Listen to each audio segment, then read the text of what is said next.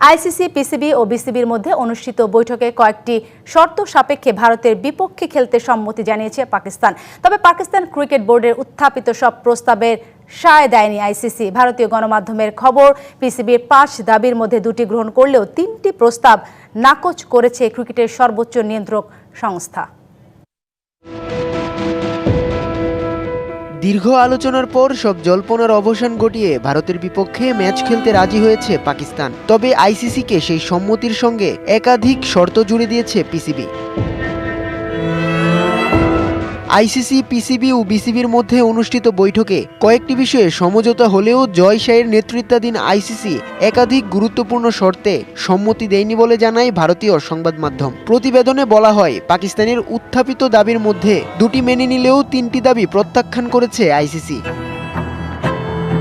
যেসব দাবিতে ছাড় দেওয়া হয়েছে তার একটি হলো, বিশ্বকাপে অংশ না নেওয়ার সিদ্ধান্তের কারণে বর্তমান পরিস্থিতিতে বিসিবির বিরুদ্ধে কোনো ধরনের আর্থিক জরিমানা বা শাস্তিমূলক ব্যবস্থা নেওয়া হবে না। এছাড়া বিশ্বকাপে না খেলতে পারার ক্ষতিপূরণ হিসেবে 2031 সালের আগেই বাংলাদেশ একটি আইসিসি টুর্নামেন্ট আয়োজনের সুযোগ পাবে।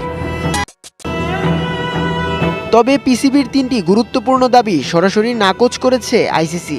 এর মধ্যে অন্যতম ভারত ও পাকিস্তানের মধ্যে দ্বিপক্ষীয় সিরিজ আয়োজন এখতিয়ারের বাইরে বলে এই প্রস্তাব প্রত্যাখ্যান করে আইসিসি। একইভাবে ভারত, পাকিস্তান ও বাংলাদেশকে নিয়ে একটি ত্রিদেশীয় সিরিজ আয়োজনের প্রস্তাবও প্রত্যাখ্যান করেছে আইসিসি।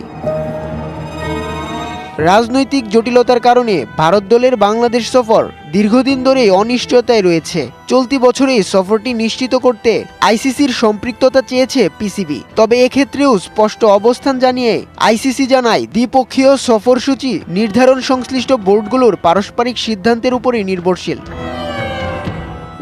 টি-20 বিশ্বকাপ ক্রিকেট 15 ফেব্রুয়ারি কলম্বোতে ভারতের বিপক্ষে পাকিস্তানকে খেলতে রাজি করানো ক্রিকেট ইতিহাসে অন্যতম সেরা কূটনৈতিক সাফল্য হিসেবে বিবেচনা করা হচ্ছে। একই সাথে প্রশ্ন উঠেছে, এই কূটনীতিতে কে জিতেছে, আইসিসি, পিসিবি না বিসিবি?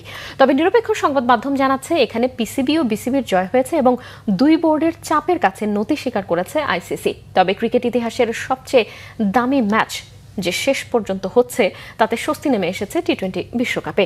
ভারতীয় ক্রিকেট বোর্ড সেজন্য সকল কৃতিত্ব দিচ্ছে আইসিসি ও সংস্থার সভাপতি জয় শাহকে।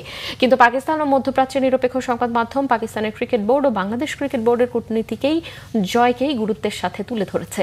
রিপোর্টে বলা হয়েছে, পিসিবি ও বিসিবির দেওয়া শর্তের কাছে নতি স্বীকার করেছে আইসিসি। কারণ 15 ফেব্রুয়ারি পাকিস্তান ভারতের বিপক্ষে না খেললে পিসিবি ও বিসিবি যত আর্থিক ক্ষতিই হোক, আইসিসির ক্ষতি হয়তো তার থেকে কয়েক গুণ বেশি। যে ক্ষতি পূরণ করা আইসিসির জন্য কঠিন হতো। সেই জন্য সংস্থার সহসভাপতি ইমরান খাজা পিসিবি ও বিসিবির সাথে মিটিংয়ে এই 2 বোর্ডের দেয়া শর্তগুলো মেনে নিয়েছে। বাংলাদেশ না খেললেও পাকিস্তানকে ভারতের বিপক্ষে খেলার অনুরোধ জানিয়ে